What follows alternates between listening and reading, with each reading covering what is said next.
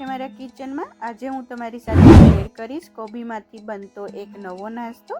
તમે આને કોબીના પાત્રા, કોબીના રોલ કંઈ પણ કહી શકો છો। ખૂબ જ ટેસ્ટી એવો નાસ્તો બને છે। જો તમે આવી રીતે ક્યારેય બનાવ્યો ના હોય તો ચોક્કસથી એકવાર આ રેસીપી ટ્રાય કરજો। તો ચલો શરૂઆત કરી દઈએ। સૌથી પહેલાં એક બાઉલની અંદર 2 ચમચી આંબલીનો પાવડર એડ કરી દઈશું અને 2 ચમચી આપણે ગોળ એડ કરી દઈશું। આંબલીનો પાવડર ના હોય તો એની જગ્યાએ 2 થી 3 કટકા આંબલીના એડ કરી દેવાના અને પછી 1 કપ પાણી ઉમેરી સરખી રીતે મિક્સ કરી દઈશું બંનેને અને 10 થી 15 મિનિટ આંબલી અને ગોળને પલળવા માટે સાઈડમાં મૂકી દઈશું। જ્યાં સુધી આંબલી પલળે છે ત્યાં સુધી આપણે બીજો મસાલો કરી લઈએ। એક બાઉલની અંદર 2 કપ ચણાનો લોટ એડ કરી દઈશું અને 1 કપ આપણે ચોખાનો લોટ એડ કરશું। ચોખાના લોટથી ક્રિસ્પી એવા બનશે રોલ। 2 ચમચી તલ એડ કરી દઈશું, 1 ચમચી વરિયાળી એડ કરશું, 1.5 ચમચી આપણે ધાણા જીરું પાવડર એડ કરી દઈશું, 1/2 ચમચી હળદર પાવડર એડ કરશું, 1/2 ચમચી મરચું પાવડર એડ કરવાનું, 1/2 ચમચી ગરમ મસાલો, 1/2 ચમચી હિંગ એડ કરી દઈશું, 2 ચમચી આપણે આદુ મરચાંની પેસ્ટ એડ કરી દઈશું, 1 ચમચી સંચળ પાવડર એડ કરવાનો અને સ્વાદ પ્રમાણે આપણે મીઠું એડ કરી દઈશું। બધા જ મસાલાને સરખી રીતે મિક્સ કરી દઈશું। મસાલા મિક્સ થઈ જાય પછી એની અંદર આપણે જે આંબલી અને ગોળનું પાણી બનાવ્યું હતું એ સરખી રીતે મિક્સ થઈ ગયું છે। 1 કપ જેટલું પાણી છે। ધીમે ધીમે આ પાણીને આપણે એડ કરતા જશું અને મિક્સ કરતા જશું। તો આપણે પાત્રાની અંદર જે આપણે બેટર લગાવીએ એવું આપણે થીક એવું બેટર બનાવવાનું છે।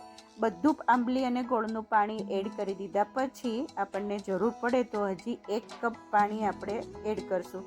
ધીમે ધીમે એડ કરવાનું, લંપ ના રહે એવી રીતે આપણે લોટને મિક્સ કરતા જશું। તો ફ્રેન્ડ્સ આપણે ટોટલ 2 કપ પાણીની જરૂર પડી હતી આટલા બેટરને બનાવવા માટે। 2 કપ ચણાનો લોટ, 1 કપ ચોખાનો લોટ અને 2 કપ પાણી। આપણે આવી રીતે આટલું ઘટ એવું બેટર રાખવાનું છે। એકદમ પતલું થઈ જશે તો રોલ સરખા નહીં બને, એટલે આપણે આવી રીતે થીક બેટર જેવી રીતે આપણે કોબીના પાન ઉપર લગાવીએ કે એટલું થીક રાખવાનું છે। હવે 1/2 ચમચી બેકિંગ સોડા એડ કરી અડધા લીંબુનું આપણે રસ એડ કરી દઈશું એટલે સરખી રીતે બેકિંગ સોડા એક્ટિવ થઈ જાય અને 1 ચમચી આપણે તેલ એડ કરી દઈશું। સરખી રીતે મિક્સ કરી દઈશું એટલે આ કોબીના પાન ઉપર લગાવવા માટેનું બેટર રેડી થઈ જશે। તો ફ્રેન્ડ્સ આ છે બેટર, ખૂબ ટેસ્ટી એવું લાગે છે। તમે આ સેમ બેટર પાત્રાના પાન ઉપર પણ લગાવી શકો છો। બેટર રેડી છે। હવે આપણે કોબી લઈ લઈશું। આવી રીતે કોબીનો મોટો દડો આવે એ લઈ લેવાનો અને પછી આવી રીતે એના અલગ અલગ બધા પાન કરી લેવાના। આપણને ટોટલ 15 થી 20 પાન જોશે, ડિપેન્ડ તમારે કેટલો બનાવવો છે। આટલા કોબીના પાનમાંથી 5 થી 6 વ્યક્તિ આરામથી આ થઈ જશે। ઉપરથી જે આપણને જાડો ભાગ લાગે એ કાઢી નાખવાનો, નહીંતર રોલ છે એ સરખી રીતે વળશે નહીં। તો ફ્રેન્ડ જો આવી રીતે આવો જાડો ભાગ લાગે એને કાઢી નાખવાનો। બધા પાન સરસ રીતે રેડી થઈ ગયા છે। હવે આ કોબીના પત્તા છે એ સરખી રીતે સોફ્ટ થઈ જાય એના માટે એક તપેલીની અંદર આપણે એડ કરી દઈશું અને એની અંદર એકદમ ગરમ એવું પાણી, ઉકળતું પાણી હોય એવું આપણે એડ કરી દેવાનું।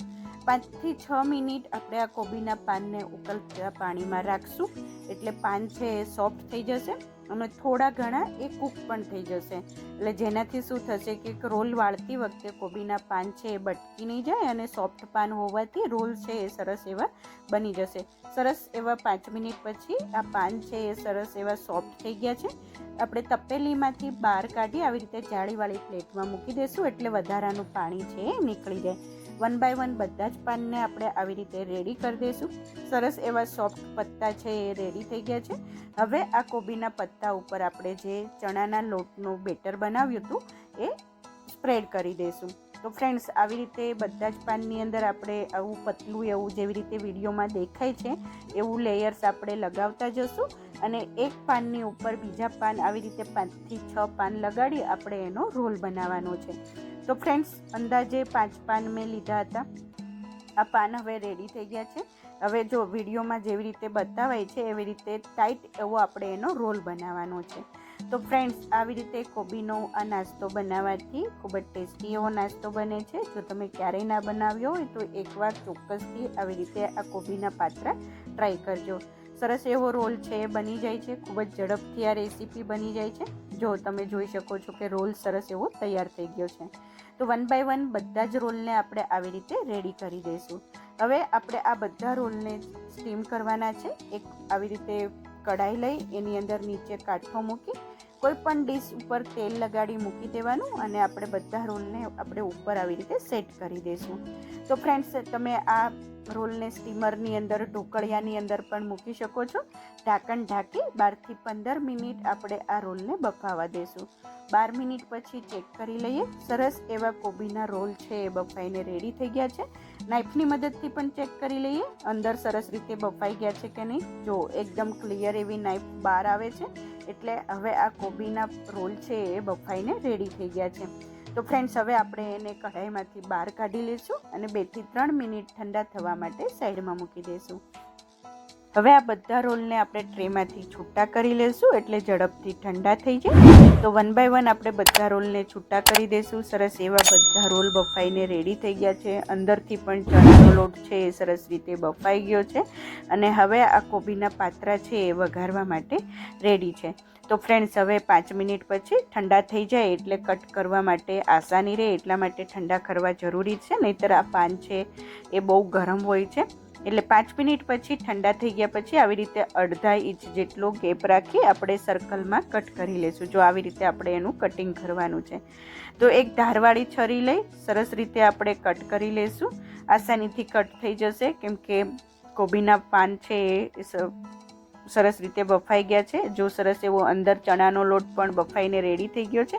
તો ફ્રેન્ડ્સ, 1 બાય 1 મેં બધા જ રોલને આવી રીતે કટ કરીને રેડી કરી દીધા છે અને હવે આ કોબીના પાત્રાને આપણે વઘાર કરવાનો છે. તો વઘાર કરવા માટે આપણે એક પેનની અંદર 1 ચમચી તેલ એડ કરી દઈશું. આપણે આમાં વધારે પડતા તેલની જરૂર નથી પડતી, એટલે આ કોબીના રોલને કોબીના પાત્રાને તમે ડાયટમાં પણ બનાવી શકો છો. તેલ સરસ રીતે ગરમ થઈ ગયું છે. અડધી ચમચી રાઈ એડ કરી દઈશું. રાઈ સરખી રીતે ફૂટી જાય એટલે પિંચોક જેટલી હિંગ એડ કરી દઈશું. 1 ચમચી જેટલા તલ એડ કરી દઈશું. 5 થી 6 મીઠા લીમડાના પાન એડ કરી દઈશું. આ બધાથી સરસ એવો નાઇસ એવો ટેસ્ટ આવશે. હવે વઘાર સરસ રીતે થઈ ગયો છે એટલે એની અંદર આપણે પાત્રાના જે રોલ બનાવ્યા છે કોબીના રોલ, એને આપણે આવી રીતે પેનની અંદર ગોઠવતા જશું અને આપણે આ બધા રોલને સેલો ફ્રાય કરીએ એવી રીતે આપણે એને શેકવા દેવાના છે. 2 થી 3 મિનિટ થઈ જાય પછી એક બાજુ આપણે સરસ ગોલ્ડન બ્રાઉન કલર આવી જાય એટલે પલટાવી દઈશું. આવી રીતે 1 બાય 1 બધા જ રોલને ફેરવી નાખશું અને બીજી બાજુ પણ 2 થી 3 મિનિટ મીડિયમ ટુ લો ગેસની ફ્લેમ રાખી શેકાવા દઈશું એટલે સરસ એવા નીચેનું લેયર છે એ ક્રિસ્પી થઈ જશે. સરસ એવા બંને બાજુ શેકાઈને રેડી થઈ ગયા છે. ગોલ્ડન બ્રાઉન કલર આવી ગયો છે. 1 બાય 1 આપણે બધા જ રોલને આવી રીતે રેડી કરી દઈશું અને ગરમ ગરમ આ કોબીના રોલને આપણે સર્વ કરશું. ઉપરથી ટોપરાના છીણથી ગાર્નિશ કરી દઈશું અને આ ગરમા ગરમ કોબીનો નાસ્તો છે એ રેડી થઈ ગયો છે. તો ફ્રેન્ડ્સ, તમને આ મારી રેસીપી કેવી લાગી મને ચોક્કસથી જણાવજો. ખૂબ જ ટેસ્ટી એવો આ કોબીનો નાસ્તો બને છે. કોબીના પાત્રા, કોબીના રોલ કંઈ પણ કહી શકો છો અને ખૂબ જ ઓછા સમયમાં ઓછા ખર્ચમાં આ નાસ્તો બનીને રેડી થઈ જાય છે.